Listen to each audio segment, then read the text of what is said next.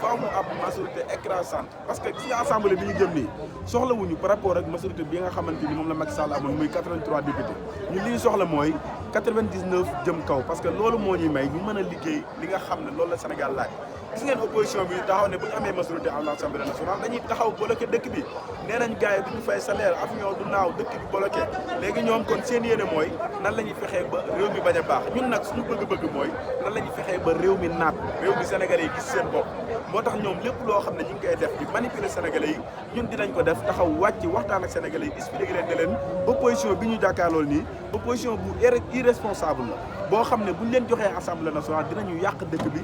bloqué li nga xam moom mooy koom-koomu dëkk bi kon askan bi xam leen ne leen benn liste rek mooy bu baax bi mooy liste Pastef à part liste Pastef bépp liste boo xam ne sànni ngeen ko seen carte jàpp leen ni seen carte leen ko sànni si àll bi donc loolu rek laa amoon. bulletin bi ñi koy falsifié. waaw xam nga tey jii gis nga lii mooy suñu bulletin dañu gis ne am na benn candidat parce que ñaari candidat la candidat bi mooy candidat bu rafet mooy Fatou Ousmane Sonko mais am na candidat boo xamante ni même bulletin la yor mais moom dafa ñaaw loolooy différence bi fii tamit boo ñëwee li nga xam ne moom mooy P bi aussi am na différence parce que P bi muy Pastef nekkul ñoom seen ay bulletin kon lii askan bi dafa jar donc ñu bàyyi ko xel xàmmee ko bu baax a baax Fatou Ousmane Sonko moom yaakaar naa ne lamiñu daaru amul kenn koo xamante ni nga ko wan muy naatal bi ñëpp xam nañ ko si àdduna bi te je pense que kenn du ko jaawale kon nañu xam ne bii mooy bulletin Pastef mooy bulletin bu baax bi keneen ku ngeen fi voteel beneen bulletin jàpp leen ne sànni ngeen seen carte d'identité yéen a ngi sànq li nga xam ne mooy seen askan mais aussi yéen a ngi bloqué dëkk bi ba du mën a dem. mais Ousmane ñu gis seen politique bi fan yi ñu ne ko ay violence attaque bi ñu def cortège président Ousmane Sonko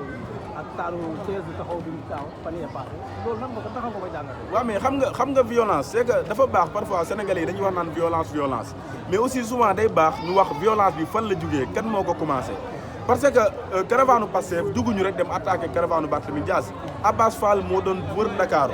kon caravane Barthélémy Dias ñu attaqué leen Abass Fall def discours. bi mu ko defee nag bi ñu xëyee ñu gis nañu attaqué li nga xam ne mooy siège su taxaw te vidéo yi nga xamante ni grâce à patriote yi parce que Barthélémy Dias dafa wax lu am solo loo xam ne nit ñi bàyyiwuñu ci xel si conférence de presse bi dane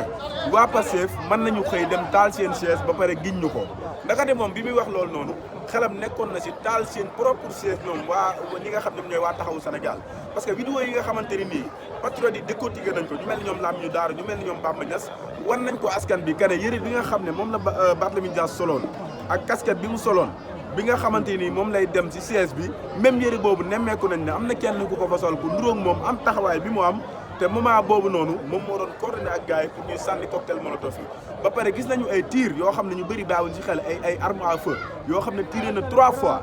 te loolu ñu bëri nee nañ Barthélémy Dias la kon waa Pastef wax dëgg yàlla nañ leen épargne ñoom xamuñu violence. est-ce que ñu ko def di jéem a setal Abass Fall rek. non ñun moom Abass Fall mënuñu ko setal parce que Abass Fall bi ñu defee discours dañu génne ànduñu si discours bi te ñun niñ ko waxee xam nañ ne le président Ousmane Sonko tamit àndul si discours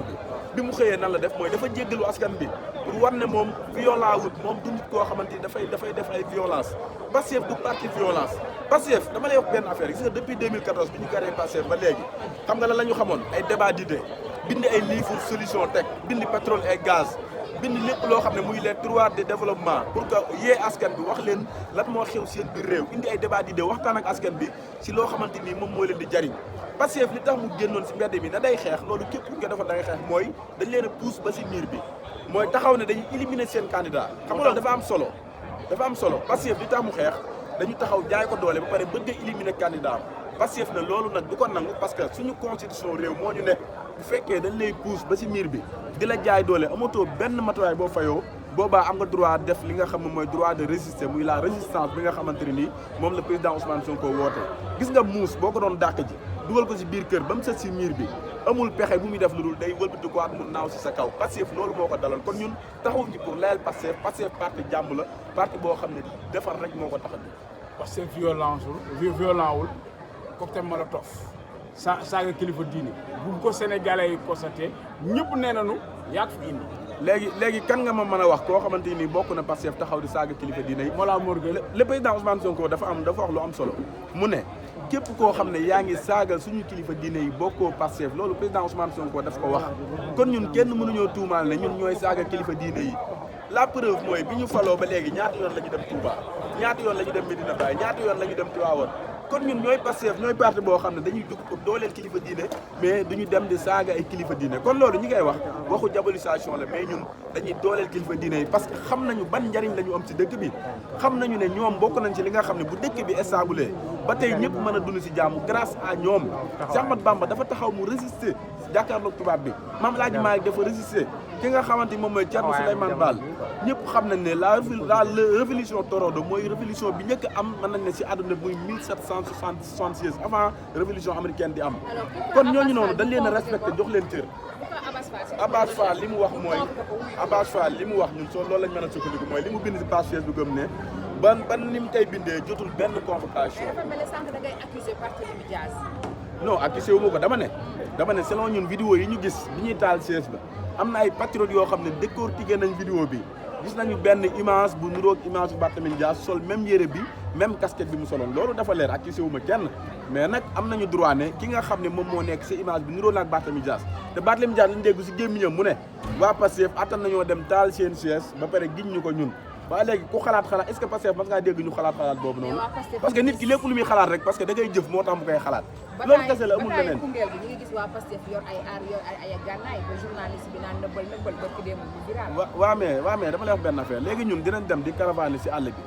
ñu xam ne am na ñoo xamante ni nii seen yéene mooy ñu kar ñu agressé ñu gaañ ñu est-ce que dañuy dem ak loxo yi neen am nañu droit ñu défendre am nañ parce que loolu yoon moo ñu ko may non gànnaay boobu ba léegi kenn mënul wax ne Pastef la am du Pastef parce que gis garde corps kan la est-ce que garde corps waa Pastef la maanaam Pastef kenn mënul leen a tuumaal dara Pastef dañoo seet wécci opposition bi ñoom ñooy dem mu seen ay garde corps yoon seen ay armes ba pare bëgg koo taxal opposition bëgg koo taxal parti au pouvoir ñun suñu loxo dafa seet ñun si jàmm ak salaam la ñuy dox mais lan moo tax nga ñëw Pastef lan mooy sa problème ak sa xarit Abdou Karim Gueye non man c'est que détaché ngeen mais lan moo tax waxtaanu ngeen ñaar waxtaanu biir ngeen ànd liggéey ànd ba léegi waxuma la dama ñëw Pastef de Pastef dafa am lu ma ànd ak ñoom muy élection législative xam nga lan moo tax ma ànd ak ñoom mooy dama xool liste yi fi nekk yëpp ba mu dajal ma gis ne liste Pastef moom mooy le seul liste boo xamante ni mën naa ko tuddee liste bu sérieux boo xam ne mën naa def ak ñoom bokk naa ñoom idéologie ba pare man dafa am lu ma bëgg mooy ñu taxawal haute cour de justice boo xam ne faaw Pastef am 99 députés pour mën ko taxawal est-ce que yow mën nga xalaat waa kër Amadou Ba waa kër Macky Sall ñuy taxawal haute cour de justice xalaat bu ko xalaat parce que buñ ko taxawalee ñoom lañ ciy toppaat man dama bëgg li nga xam ne moom mooy loi amnistie bi Macky Sall woote ñu abrogé ko ñi rey suñu ay doom ñu topp leen si yoon ñu cité les responsables man loolu laa bëgg loolu moo tax ma ànd ak Pastef te loolu am naa si plein droit mais nag du question que dama jógee si Karim ñëw ànd ak Pastef mais dama ànd ak ñoom si élection yi ñoom laay jàppale à 100% te dama si tàqali ko di ngeen àndaat parce que seen ànd dafa rafetoon waaw mais bu ñu bokkee lu ñuy xeex rek dañ ci ànd Karim mu ñu xëy jàpp ko si injustice si jaay doole ma xam ne dañ ko tooñ jàpp ko man maay njëkk a génn futti sama futteeku xeexal ko ba koroog ñu koy libéré loolu moom leer merci beaucoup abrogé loi amnistie bi nga wax nii léegi est-ce que yow gis nga conséquences yi mu mën a jur non amul waaw conséquence bi mën a jur mooy ñi nga xam ne ñoom ñoo fi nekkoon nekk ñenn ñi ay commissaire lañ woon ñenn ñi ay général lañ woon ñenn ñi ay ministre lañ woon ñenn ñi ay directeur lañ woon ñoo xam ne dañoo bokkoon si ñu doon joxe ay ordre pour ñuy tirer gis nañ fii Parcelles Assainies Cheikh Wade bi nga xamante ni drapeau Sénégal la yor taxaw di manifester yorul arme yorul dara policier bi dàq ko ba am ko dóor ko bal si bopp mu ne club daanu si kaw loi moo génnee premier ministre génnee président tey non xam waaw loi bi moo génne pour dëgg la moo génne parce que loolu prétexte la pour génne leen mais xam nga ne tey jii nii bu fekkoon ne président Diomaye mi ngi woon si biir prison bi ñu dem élection mais kon loolu boobaa day gën a ñaaw Macky Sall bañ gàcce moo tax mu dem wote loi parce que bi mu koy wote la preuve est-ce que candidat waa Pastef seen député yi àndoon nañ ci ànduñu dañoo taxaw wote non mais teewul dafa forcé parce que xam na ne moo yoroon majorité kon bi ñu wote loi amnistie boppam la doon sauver mais du premier ministre ak président kon loi bu ñu ko abrogé ñoom ñoo si dee te man dama gëm ne sax avant même bu ñu abrogé loi amnistie Macky Sall ak ñi mu àndal dañ leen di jëli parce que nag moo xam li tax mu nekk di campagne ay WhatsApp xam nga tey yàlla du nit mooy ñi nga xam ne ñoom ñoo fi nekkoon di couper suñu connexion nu mu leen neexee heure bu dëkk bi tàngee ñu coupé connexion bi nit ñi duñ mën a connecté WhatsApp ñiy jaay duñ mën a jaay ñiy def multi service kenn du mën a jaay tey jii nii buñ xëy coupé connexion bi am na candidat boo xam ne dootul campagne parce que campagne am yëpp WhatsApp la tey Macky Sall moo gën a disponible ci Sénégal yi Macky Sall xoolal boo la joxoon numéro am léegi nga envoyé ko message ne ko kooku da lay tontu jërul nga naan ko ay sali ne ko kooku rek mu tontu waaye dama ne la jëru ko dama ne la Macky Sall boo ne ko kooku mu tontu la parce que actuellement mooy Sénégal bi gën a disponible ci dëkk bi parce que campagne am WhatsApp la appel parce que vidéo. démissionné na 4P pour campagne bi. non démissionné wul 4P pour campagne de dañ ko dàq 4P. ku la ko wax. man sa waay ñoom si dëkk bi la ñu dëkk li lay wax xam nga ñun dañoo am information gis nga la France dafa tolloon moment boo xam ne ñaar la doon choisir benn day choisir Macky Sall wala mu choisir Sénégal te parce que mënoo ànd ak Macky Sall bi nga xamante ni moom moo nekkoon le président de la République yor suñu ay secret yor lépp ki nga xamante ni dañ na le président de la République sax bu wàccee dañ ko war a yore lépp ngir mu bañ a liggéey toog benn place ngir fépp fu muy dem muy billet d'avion muy garde corps lépp ñu resal ko Macky Sall boobu noonu dem di liggéey ak France boo xam ne ñun dañu bëgg a négocier bépp contrat bu ñu amoon ak ñoom léegi nag Macky Sall bi ñu xamee ne France day ànd ak ñoom ñun aussi am nañu droit ne France kat dëgg la mën ngeen ànd ak Macky Sall mais ñun li nga xam ne mooy suñu souveraineté loolu dañ koy jël ba mu mat sëgg te xam na ne France xam na ne Macky Sall bu doxee suñu diggante ñun ak moom dina am benn ñagas bu mu am ci diggante bi parce que les pays amuñu ay xarit de xam nga lan la ñu xam ay intérêt la ñu xam moo tax France seen intérêt lañ topp moo tax ñu libéré Macky Sall pousse ko mu démissionné parce que dafa gën a rafet mu bind lettre ne démissionné naa ka ñu xëy naan ko dàq nañu la moo tax Macky Sall bu leen wax ay waxu démissionné mais dañ ko dàq 4P merci beaucoup.